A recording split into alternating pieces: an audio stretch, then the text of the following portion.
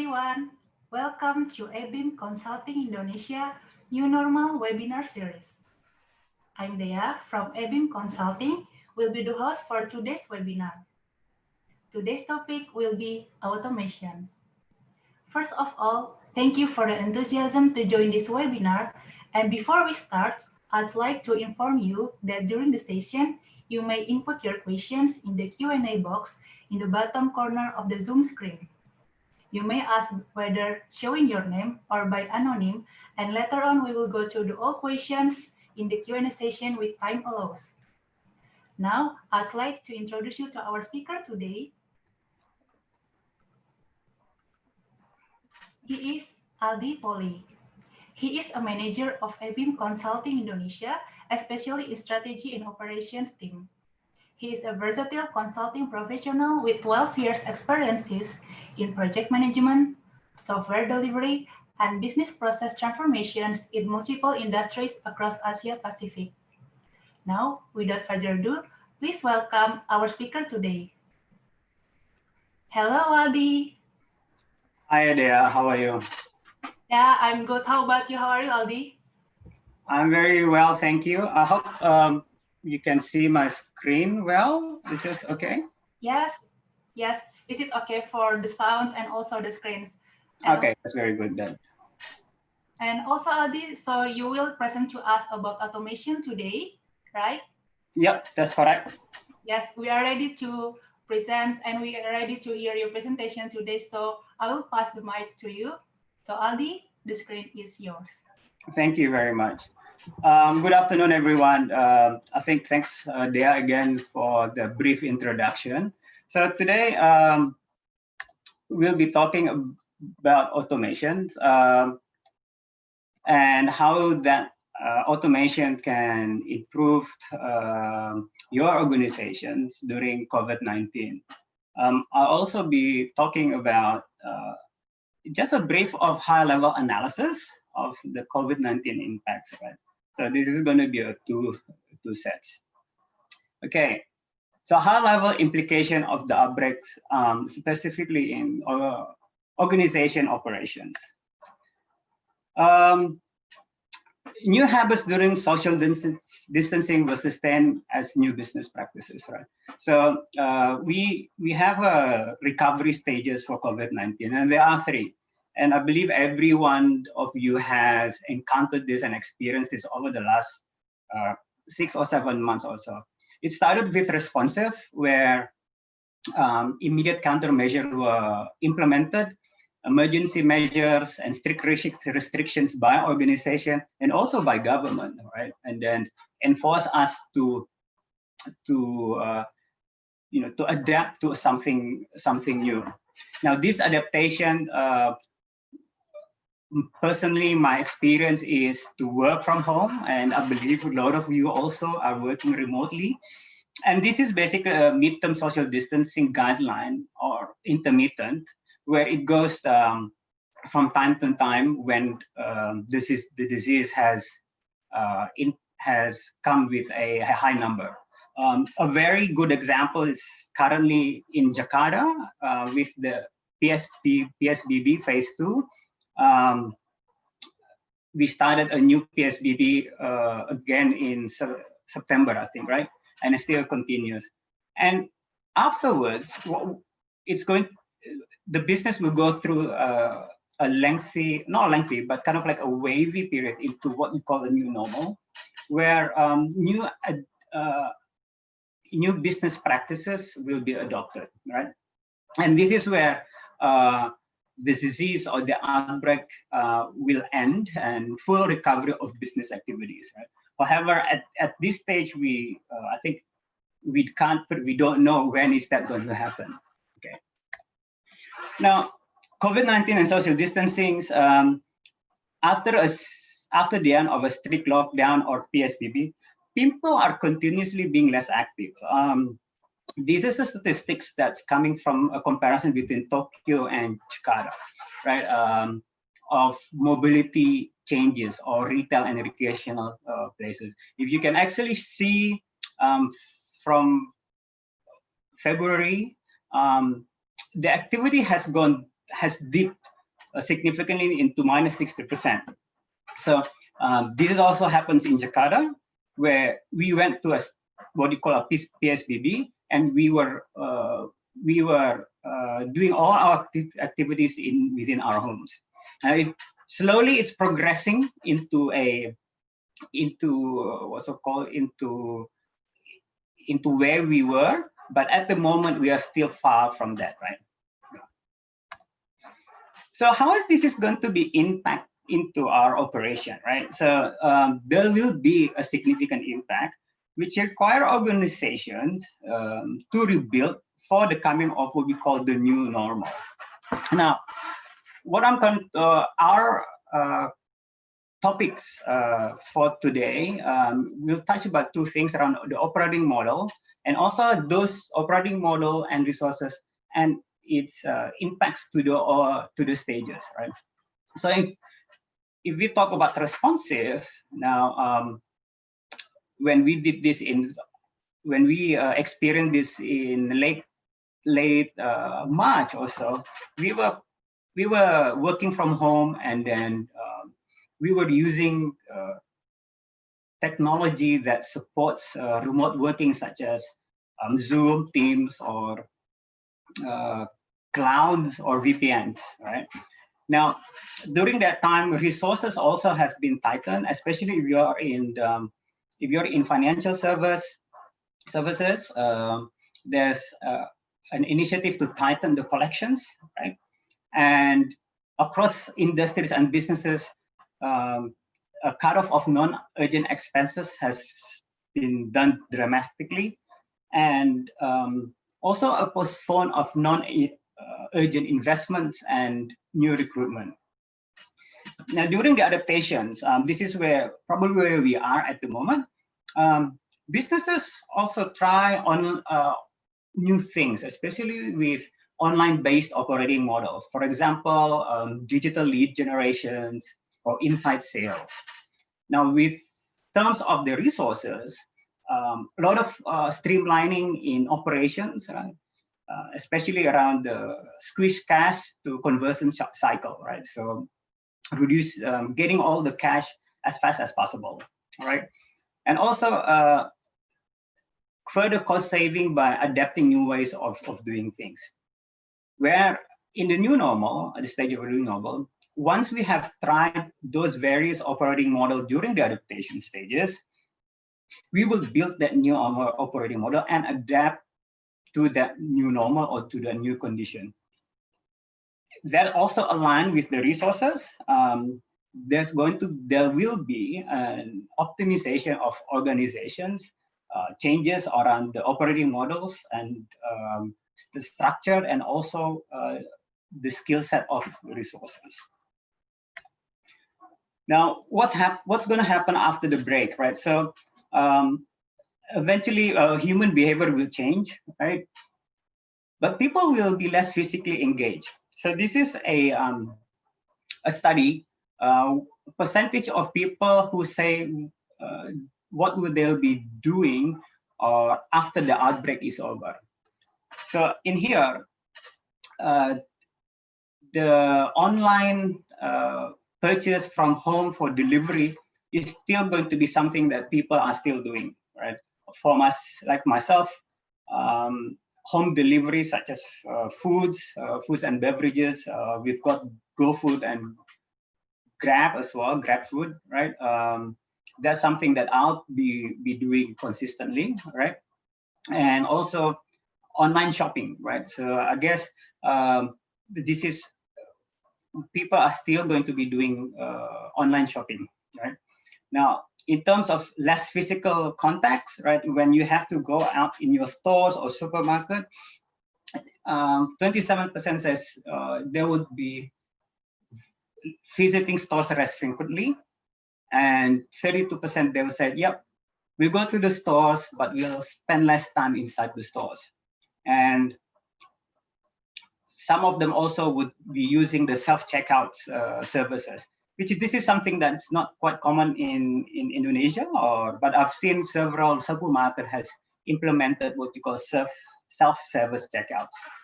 Yeah. Now, because of this pandemic, a lot of the businesses across the globe and also in Indonesia are starting to pivot their operating model towards an online, smart, and distance. Right. So take an example for Zara. Right. Zara is a fashion brand. I think a lot of you knows about this brand. They have invested like 1 billion euros to online. And the ratio of online from comparison in 2019 and 2022, 2019 was 14%, and in 2022 is projected to be 25%. Smart store expansion. This is an example of Sainsbury's, a UK-based supermarket. They have enabled to use in-store handsets on their smartphone to scan their shopping as they go around the store. And also what happens with them, they increase online delivery and clicks and collect stores by nearly 50%. This is also is happening at the moment in Indonesia, where I think there's a third-party app called Happy Fresh, I think. They're working with a lot of the supermarkets like Grand Lucky or Lotte, where people would go into their apps and start ordering their needs, right? Like your groceries, and the Happy Fresh resources would come and pick up and deliver to the homes. Now, on the go shift, this is very interesting also what's happening in North America with Starbucks. So they'll be opening new stores, around 300 of them, that caters for carryouts or pickups. And 80% of their transactions at the moment is also on the go, which is pick up on the go. This is also something that is also happening in here. A local what's it called, coffee vendor, I think it's called Kopi Tuku, I think. During the pandemic, they've pivoted their business model, right, to delivery and also pickups. So this is something that's is happening across the globe, but it's also happening in Indonesia as well. So with ABeam, we can support organization to adapt and to transform to this new normal, right? And with our webinar series that we have done and also be doing for within these 2 weeks, we've talked about agile work from home, cost optimization as well.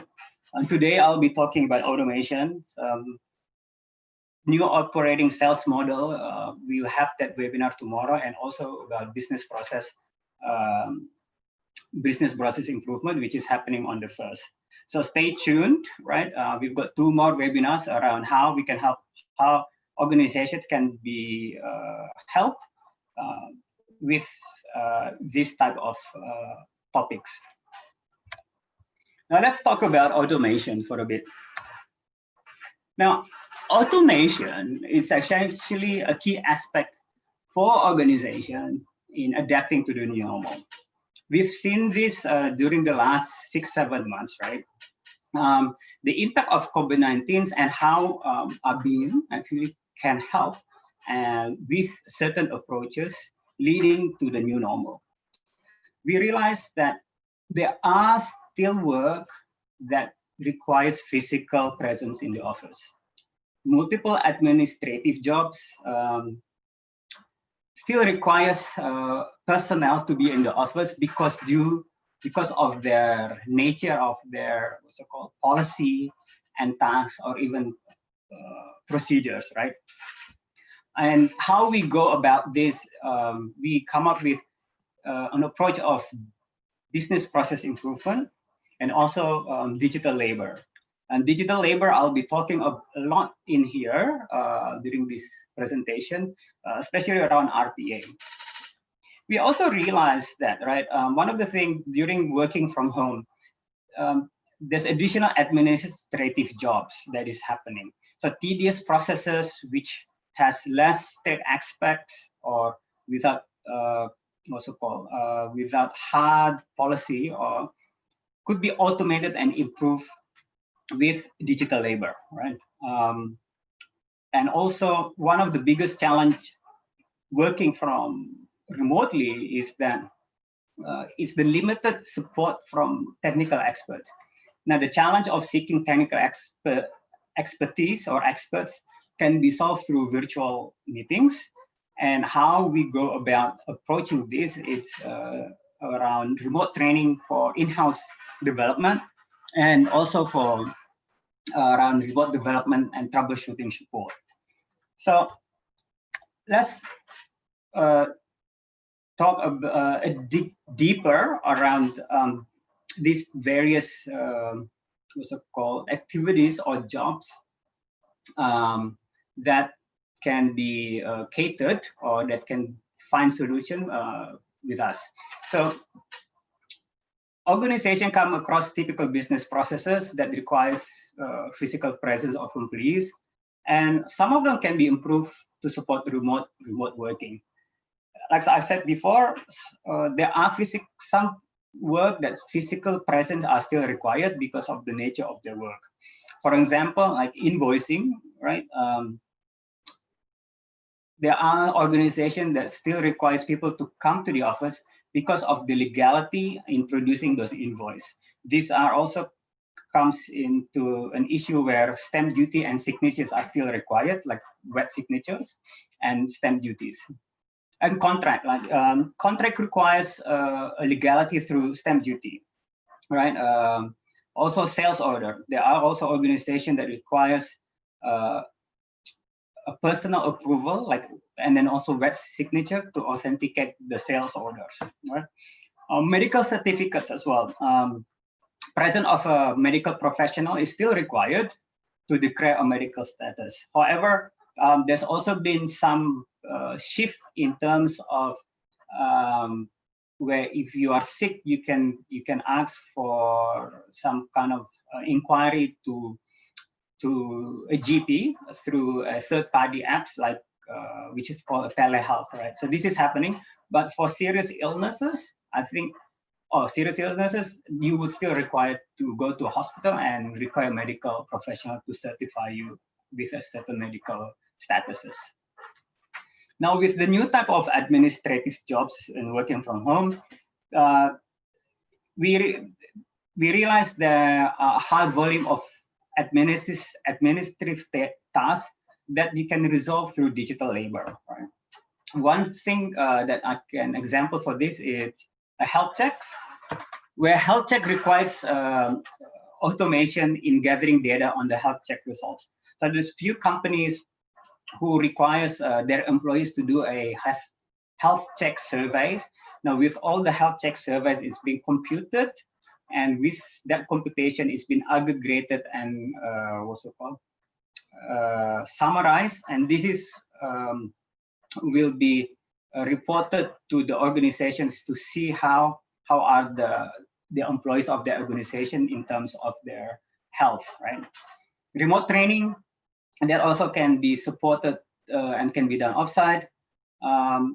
Employee timesheet, so collecting timesheet and analyzing the data is a long administrative task. There are also organizations that still requires manual timesheeting, right? And with, let's say, and they go into digital where they put in like an Excel form or an online form. It still requires a heavy task in terms of compiling those data, right? And also one example is tracking employee location requires vast data analysis and gathering. This could be taken from like businesses, logistics businesses, where you've got your employees going across the cities delivering, and tracking them, right, can be done through digital labor because you need to track this where they are, but the amount of data and then process of getting those data are quite heavy. Now, what are the challenges in working remotely, right? So a lot of organizations can automate many jobs. However, the developing of those automation solutions during isolation can be troublesome for those people who are developing that solution. I'm talking about the developers, right? So previously, when developers doing their tasks or developing a solution, right, it's easy for them to have an on-site support and access from technical experts. Let's say if you're still in the office, right, if you inquire about, if you're facing difficulties, direct access to tech expert, it's very easy, right? It's literally, you can go and tap them on the shoulders and say, hey, I need some help. That person can straight away help you with your issues, right? So all the issues are resolved very quickly, and they are more easy to reach. The other part is that when you start, if your knowledge are quite limited, on-site technical training is done in a classroom, so face-to-face, so people can interact directly. But the challenge is when we come to social distancing, right? So when we work in isolation, right, where we have troubles, right? We sometimes it's difficult to reach our technical experts, right? Because they are not available or some other things, right? And the response can be very slow as well. And limited in terms of knowledge and training, there's going to be some limitation of training, of technical training opportunities, right? Because although these days you can go into a lot of webinars, right, or online training, but still there are quite, it's not as easy as if you're in a face-to-face or in a class. So there should be an alternative to overcome these various barriers to become more efficient. Now, how to overcome those challenges? So one is on digitized business processes, right? So I'm taking an example of those administrative tasks, which is troublesome. At the moment, there's a e-contract, right? It's an opportunity that for companies to fulfill the requirements contract. Now, I'm not going to talk a lot about this one, but there's going to be a webinar specifically talking about e-contract in details, which is going to happen on Thursday, I think, right? So in a overview, so e-contract system, it's essentially with two companies using a third-party platform, which is in Indonesia. It's already so the solutions are already there, which is DocuSign, Peruri, and Private. So they're connected through this to this third-party application. And like I said before, digital labor or RPA, which if you don't know what RPA is, a robotic process automation. This technology offers a new way of configuring computer software to automate routines, repetitive tasks, and to help people less burdening their activities, right, in their day-to-day.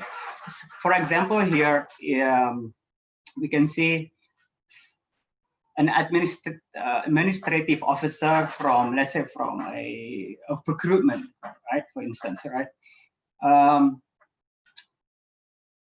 Their day-to-day job is essentially trying to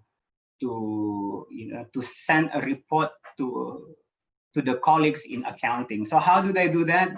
Well, they download all the reports, they do something with it, they calculate, they check, validate, and then probably they have to go into third-party systems to be inputted. And then from there, there's some kind of validation from the accounting team to validate those expenses. Now imagine if you have robots or RPA to help you in doing the downloading of the reports, doing the calculations, and also data entry to the ERPs, to that particular system, right? So you could save 60% of the processes, right, with automation. So this is where RPA comes in. Now, one other aspect to overcome this challenge is around RPA online tutoring. So when developers or companies in a big scale, they have deployed a lot of robotic process automations with an in-house team. Now, we come in, ABeam, we have an approach where we can support online tutoring at the beginning of RPA project for organization to launch its in-house teams and scale. Now, typical approach compared to ABeam approach, usually RPA projects led by vendors where it's initiated by the vendors and the clients would observe how the vendors are doing that. It's different to what we are doing. We do an online tutoring. We have standards and templates where the client can have like direct hands-on experience or RPA development. There's also a case study that around automation here.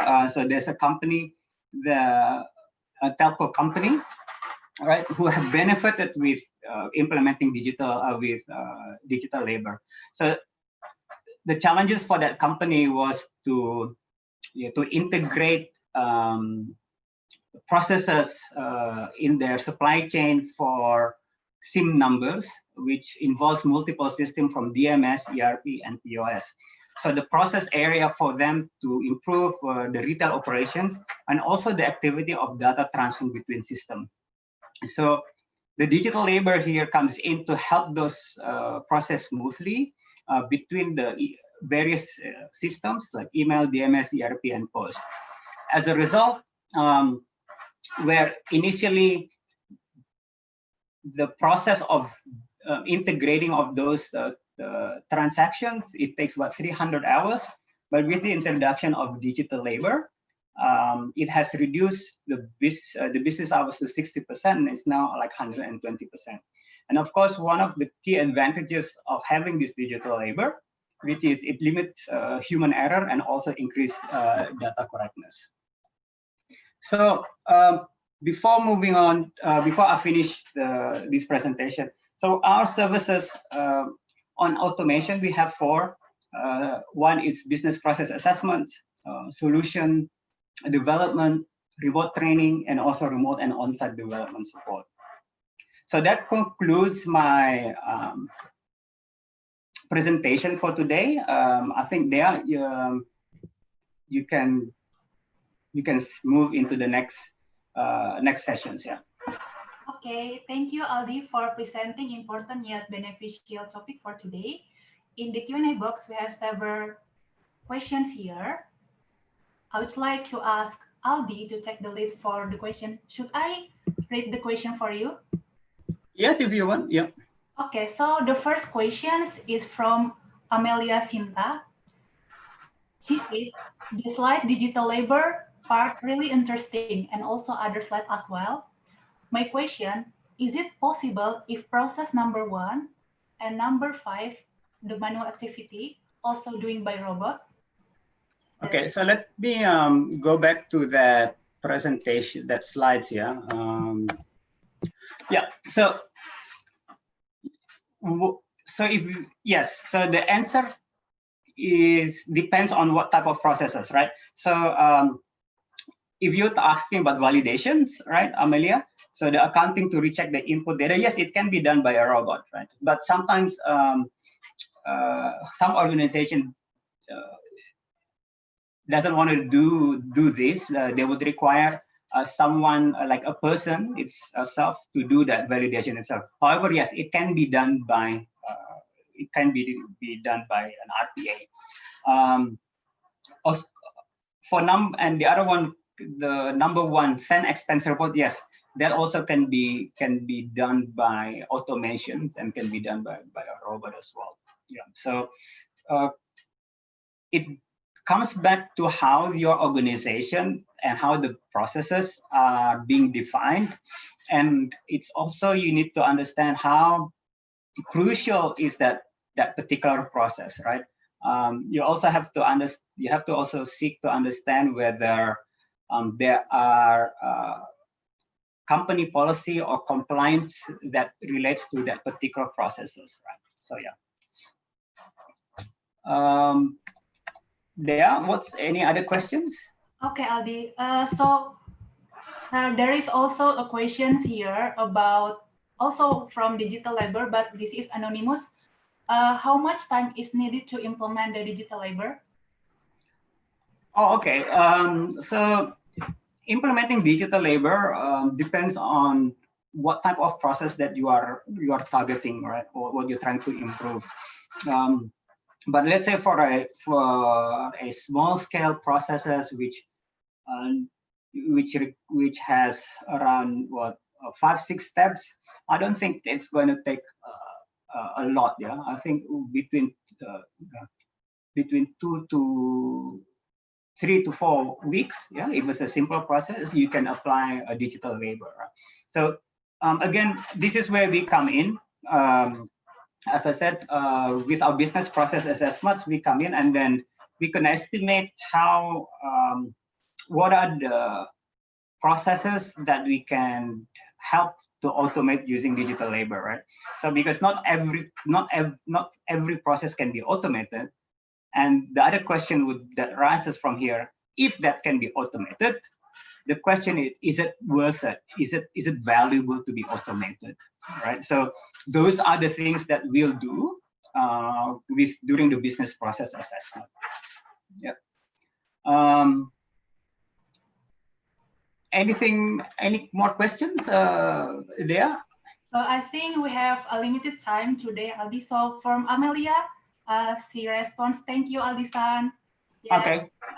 Sinta, Amelia, Sinta. Okay, cool. So if there's nothing else, yeah, I'll hand it to you on there, yeah.